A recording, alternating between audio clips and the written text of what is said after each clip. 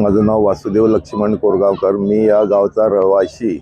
आज सोमयज्ञ इथं त्याची सुरुवात झाली आहे 5 तारीखपासून आणि हे आमचं भाग्य म्हणायचं की या आमच्या गावात हा महायज्ञ होतोय। हे आमचं भाग्य आणि आमच्या लोकांचं भाग्य आहे आणि हे आम्हाला आजचं हे वातावरण बघून आम्ही खुश झालो आहे। आम्हाला आनंद वाटला आणि आम्हाला समाधान पण वाटलं। यांनी जो यज्ञ आमच्या गावात घडून आणला आहे त्याचा मी आभारी आहे आणि देवाकडे प्रार्थना करतो की असंच हे आमचं हिंदूचं आमचं जी संस्कृती आहे ती जपून ठेवायचं कार्य केलं आहे। त्यांना माझा शतशत प्रणाम आहे। मेरा नाम शिप्रा अग्रवाल है। मैं घरेलू स्त्री हूँ। मैं यहाँ पे आई हूँ ये आयोजन देखने, क्योंकि ये आयोजन गोवा में बहुत कम देखने को मिलता है। बाहर तो हम ये सब देखते ही हैं, बट गोवा के अंदर ये देखने के लिए मुझे पहली बार मिला है। मैं इतने बड़े स्पेस में आई हूँ यही देखने के लिए कि गुरुजन हमारे ये सब कर रहे हैं। इससे हमारी नेगेटिविटी दूर होगी, हमें पॉजिटिविटी मिलेगी। बहुत अच्छा फील हो रहा है। ये यज्ञ पूजा पाठ करते रहना चाहिए ताकि संसार में विश्व शांति बनी रहे और लोगों को पता चले कि कितनी पूजा पाठ करने से ही जो हो सकता है, बाकी चीज़ों से वो नहीं मिल सकता है। तो मुझे यहाँ पे आकर बहुत अच्छा लगा है। आज मैं अपने आप को बहुत हल्का महसूस कर रही हूँ और वातावरण इतना शांत और अच्छा है कि मुझे लगता है जितना भी प्रदूषण है, जितनी भी अशांति है, सब यहाँ से दूर होगी। नमस्कार, मी सिद्धांत गाडगीळ। आज अग्निष्टोम महासोमयागाच्या तिसऱ्या दिवशी समाप्तीच्या वेळेस परत मी आज आपल्या समोर आजच्या दिवसाच्या संपूर्ण विधिविधान जो काही आज तिसऱ्या दिवसाला संपूर्ण झालं त्याबद्दल मी तुम्हाला माहिती देण्याकरता आणि आजच्या यज्ञाचे सर्व महत्त्व सांगण्याकरता मी आज येथवर आलेलो आहे। नमस्कार। आज सकाळी प्रातःकाळी सगळ्यांनी आपण कालप्रमाणेच आज सुद्धा आपण प्रवर्ग विधीचा आज 3 आणि 4 इतक्या संख्येचं प्रवर्ग विधी आज संपन्न झाला। या प्रवर्ग विधीमध्ये कालच्या सारख्याच तूप उकळून गाईच्या दुधाची आणि शेळीच्या दुधाच्या आहुत्या पुन्हा आज देण्यात आल्या। त्याच्यासोबत उपसत इष्टी ही भगवान विष्णूंकरता समर्पण करण्यात आली। त्यानंतर आजचं विशेष कार्य म्हणजे यज्ञाच्या वेदीचं निर्माण करणं, ह्यालाच वेदीकरण असं म्हणतात। मी पहिल्या दिवशीच आपल्याला सगळ्यांना सांगितलं होतं की ह्या वेदीकरणामध्ये किंवा ह्या यज्ञ प्रकरणामध्ये प्रत्येक गोष्टींचं माप सांगितलेलं आहे। कुठलं कुंड किती मापाचं असावं, त्याचं महत्त्व काय, ते करताना काय काय त्याच्यामध्ये करावं हे सर्व सांगत असताना आज त्या वेदीकरणाच्या संपूर्णरित्या विधी पार पडून वेदीकरणाचा विधी संपन्न झाला।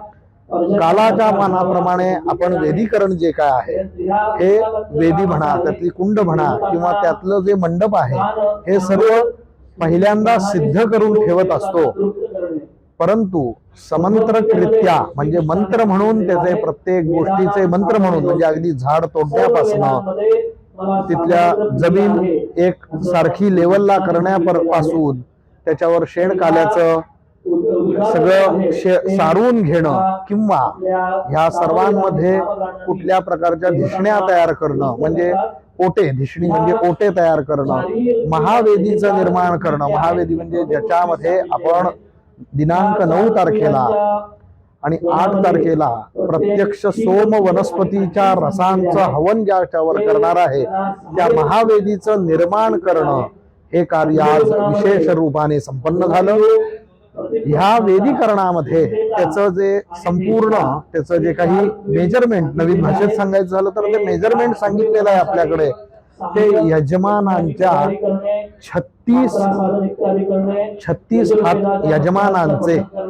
यजमानांच्या 36 हाताचं माप हे आपल्याला संपूर्ण वेदीकरणाला सरळरित्या पश्चिमेकडनं पूर्वेकडनं जाण्याकरता 36 हातांचं माप आणि कडनं उत्तरेकडे जाताना 30 हातांच्या मापाची, इतका जे माप होतं तितक्या मापाची वेदीकरण करून ह्या सर्व गोष्टींचं आज समंत्रकृत्या वेदीकरणाचा विषय आणि वेदीकरणाचा विधी आज संपूर्ण होऊन संपूर्ण आज यज्ञमंडप वेद मंत्रांच्या अधिष्ठानाने संपूर्ण झाला. याच्या आधी झाला नव्हता का? आपण पहिल्या दिवशीच्या दुसऱ्या दिवशीच्या व्हिडिओमध्ये दिव्य यज्ञमंडप बघत आहोत. तो नुसताच तयार करून झाला होता, परंतु त्याच्यामध्ये समंत्रकृत्या म्हणजे मंत्र म्हणून प्रत्येक गोष्टींचं निर्माण करणं हे आज संपूर्ण झालं. कारण की आज जर निर्माण करायला जर घेतलं असतं तर हा यज्ञ 6 दिवसाच्या ऐवजी 12 दिवस चालायला लागला असता, त्याच्यापेक्षा जास्त झाला असता. कारण की झाड तोडण्यापासून, जमीन करण्यापासून, शेणकाला कालवण्यापासून, सगळ्या वेदी निर्माण करण्यापासून हा सर्व मंत्रांनी करायचा विषय असल्या कारणाने, असा विधी असल्या कारणाने तो करायला लागलं तर हा यज्ञ प्रक्रिया खूप दिवस चालेल. म्हणून सुरुवातीलाच आपण सर्व सिद्ध करून आज फक्त मंत्रांनी संपूर्ण वेदीकरणाचा आज आपण दर्शन घेतलं. वेदीकरण संपन्न झालं. ह्याच रीत्या आत्या सुब्रह्मण्याभानानंतर इंद्राला सांगितलं गेलेलं आहे की आता सोमयागाकरता 2च दिवस राहिलेले आहेत, तर तुम्ही यज्ञाकरता उपस्थित राहावं. ह्याकरता सुब्रह्मण्याभान होईल आणि आजच्या 3ऱ्या दिवसाची सांगता आज इथे होत आहे. आपण सर्व भक्तजण पुन्हा उद्या 4थ्या दिवशी, 5व्या दिवशी, 6व्या दिवशी यज्ञशाळेमध्ये येऊन, यज्ञस्थळी येऊन यज्ञनारायणाची कृपाशीर्वाद प्राप्त करून घ्यावे.